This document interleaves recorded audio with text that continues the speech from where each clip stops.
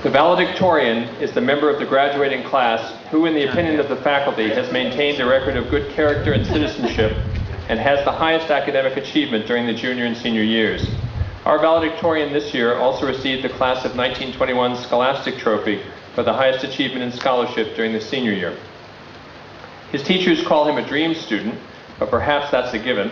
Certainly you've seen him grace this dais already and know his academic accomplishments are wide-ranging. In his company, observes one teacher, I am as much student as teacher. Another adds, I've long thought of him not as a student but as a fellow thinker, someone with whom I can share ideas and from whom I can learn. While as a teacher I expect daily to challenge him to think, he's delighted me daily, challenging me to think as well. I shall miss the suppressed smile and the gleam in his eye that means he's just discovered something amazing. He also impresses me as a moral thinker and doer, one more genuinely concerned about the welfare of others than his own, and one whose intellect miraculously fosters his humility. Another comments, he is one of the brightest intellects that I've had the pleasure to teach. The valedictorian of the class of 2004 is Alexander Treef Rosenthal, and perhaps we can welcome our salutatorian back to the lectern as well so that they can resolve their dispute.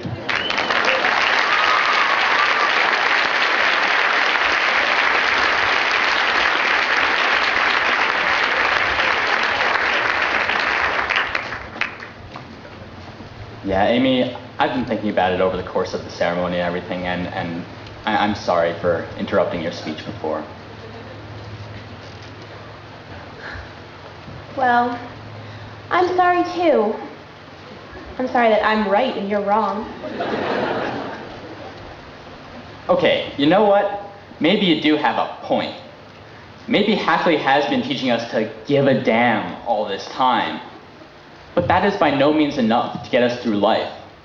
Giving a damn alone without intelligent thought can be outright dangerous. Giving a damn alone leads to trends like hyper-patriotism, with people blindly believing that their country and their way of life are superior to all others. A group of hyper-patriots flew planes into the World Trade Center 3 years ago. American hyper-patriots responded by demanding that we blindly bomb our enemies into oblivion.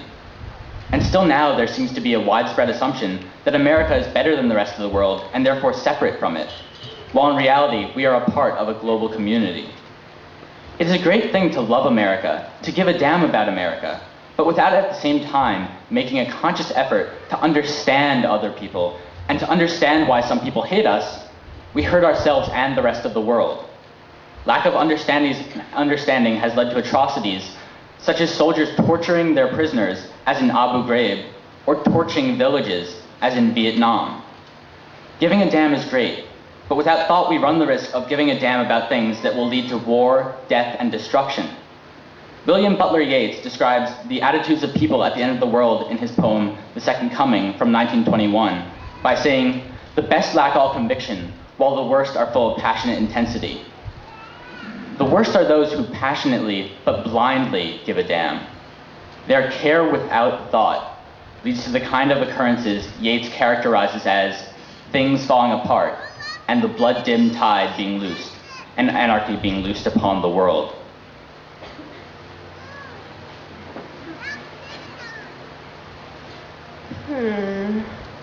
You do have a point about the whole hyper-patriotism thing. And maybe it's not the best idea to go through life giving a damn without any rational thought. But you can't get by with just knowing stuff either. Knowledge alone isn't enough. I mean, it's not blind passion by itself that brings about Yeats's pre-apocalyptic nightmare. While the worst are out there brimming with passionate intensity, the best lack all conviction. Things fall apart when the people with enough talent and training to make a difference couldn't care less.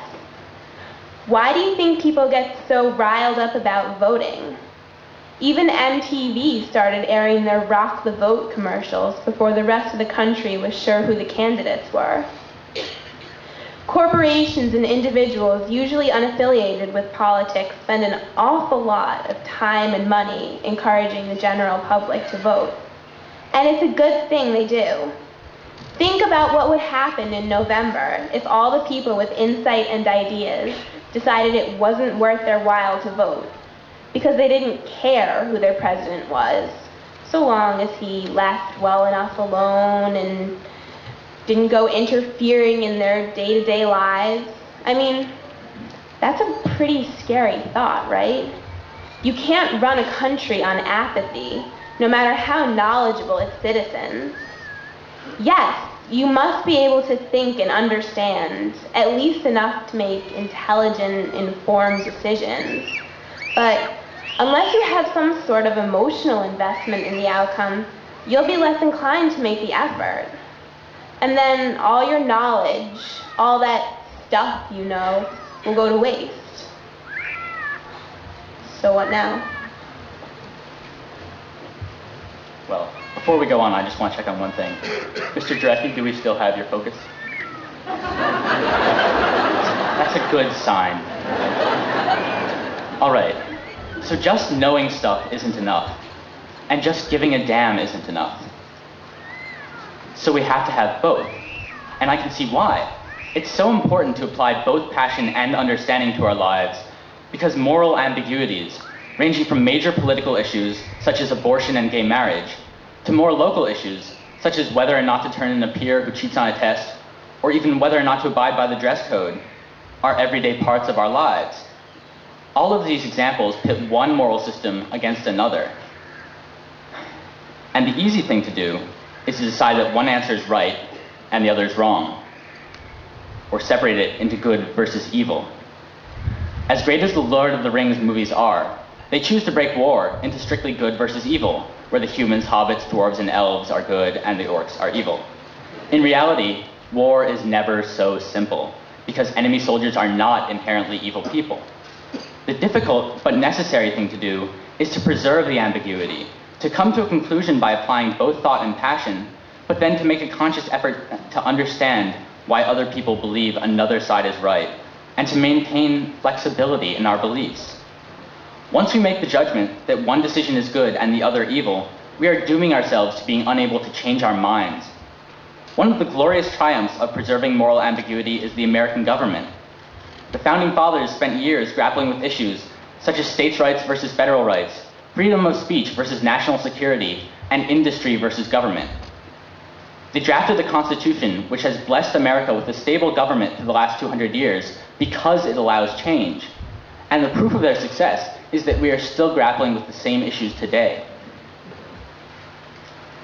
We leave Hackley to enter an ambiguous world, but we are equipped and prepared to grapple with that ambiguity. We know how to give a damn, and we know lots of stuff, and we know how to think and understand. We have everything we need to achieve greatness, to achieve happiness, to, in the words of Arthur Nathing, go forth and spread beauty and light.